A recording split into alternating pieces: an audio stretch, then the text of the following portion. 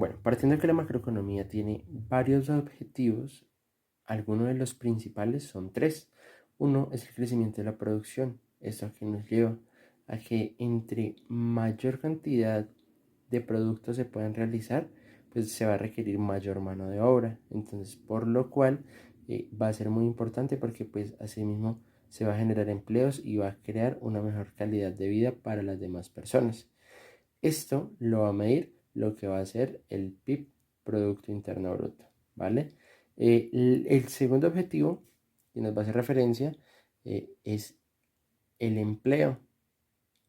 Esto nos va a hacer referencia en que entre mayor empleabilidad haya, las personas van a tener mejor calidad de vida porque van a tener un recurso como dar pues solución a sus necesidades básicas y a sus gustos personales.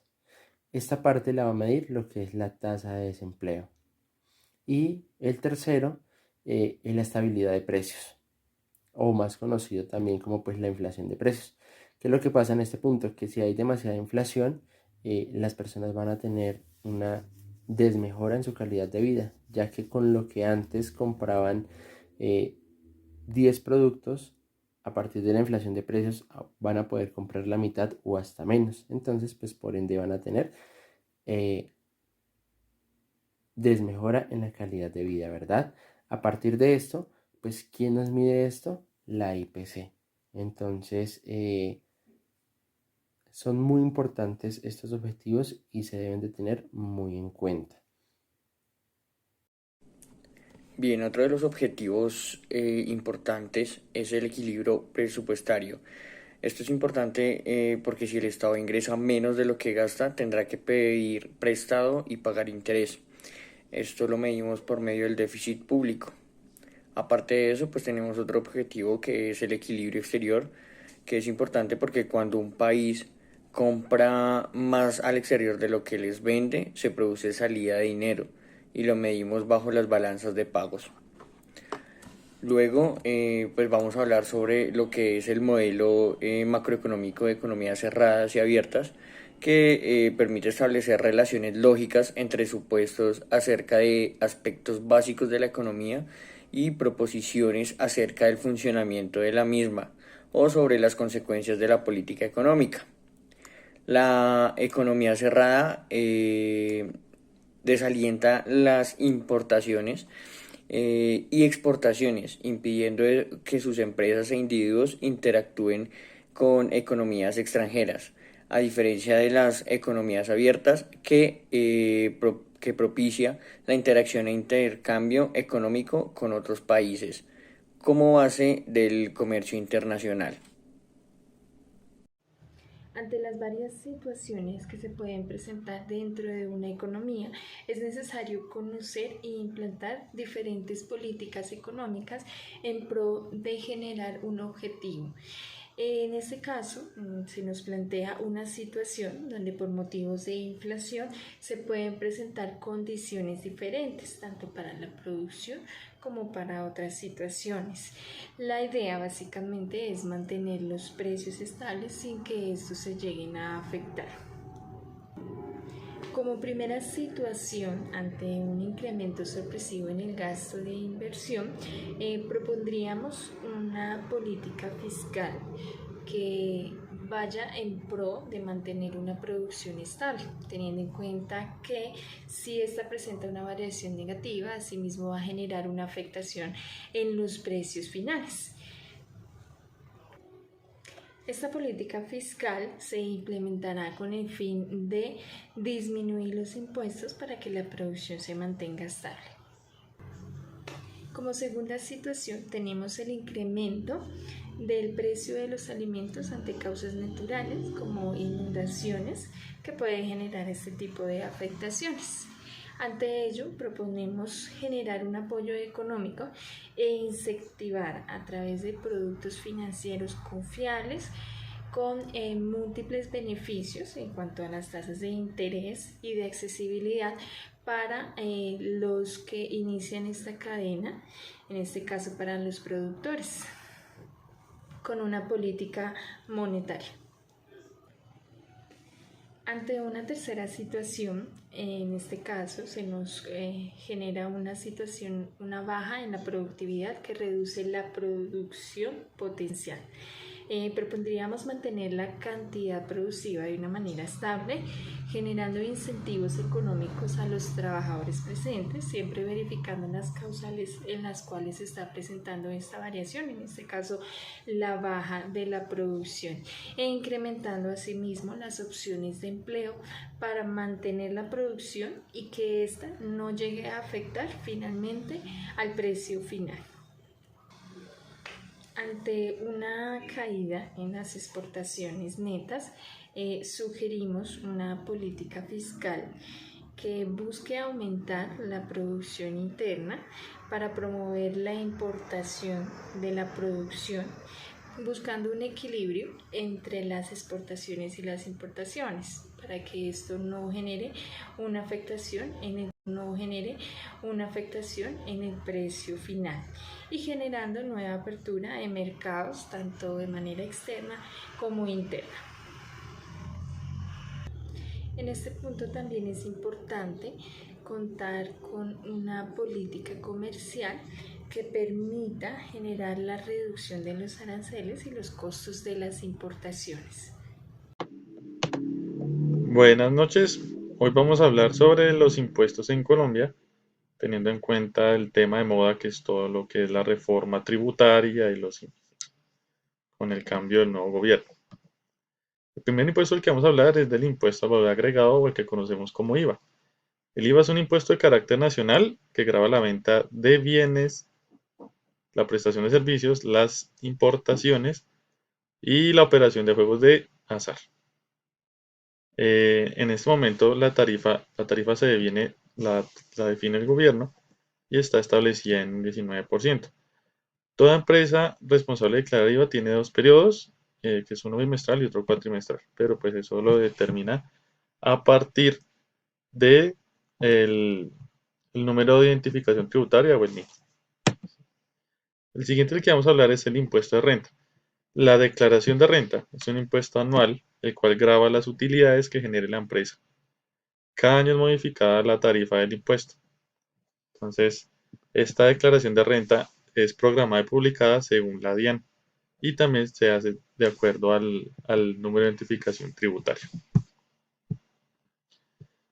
El siguiente es la retención en la fuente que, pues si bien algunas fuentes no lo consideran un impuesto, sí es un mecanismo anticipado de recaudo del impuesto de renta. Entonces, por eso lo incluimos acá. Ahí está básicamente en la imagen que tenemos en la presentación.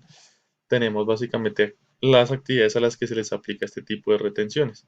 Cuando son ingresos laborales, llámenlo salario, dividendos y participaciones, cuando son resultados de sociedades, rendimientos financieros, honorarios, comisiones y demás.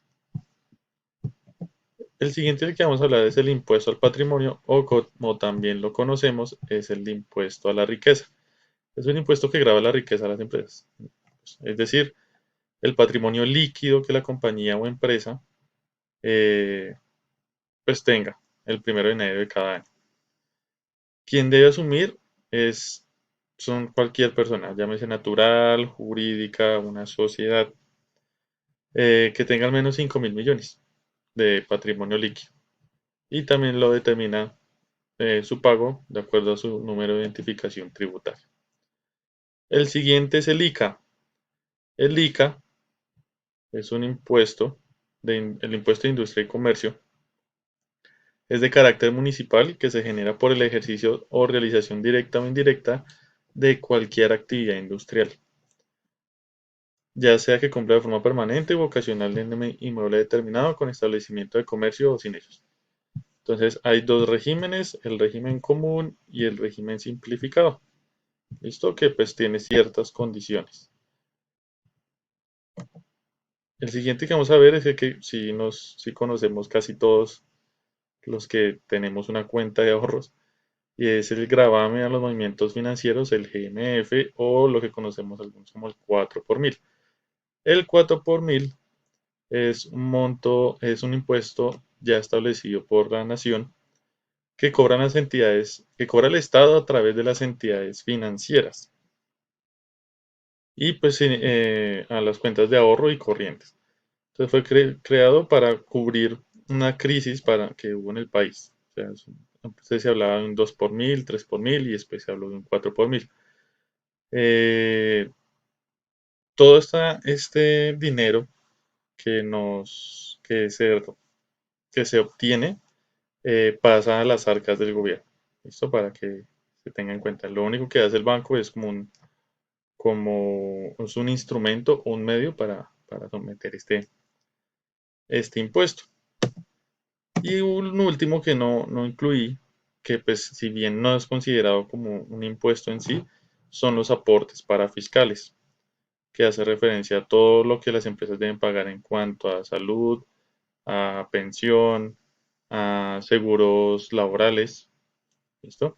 Y eso se determina pues a partir de primero en la salud, el tipo de salario que tenga, el de la ARL o el de riesgos laborales hace referencia a la tarifa dependiendo de la tasa de riesgo a la que está expuesto y las pensiones sí se pagan pues un porcentaje ya establecido.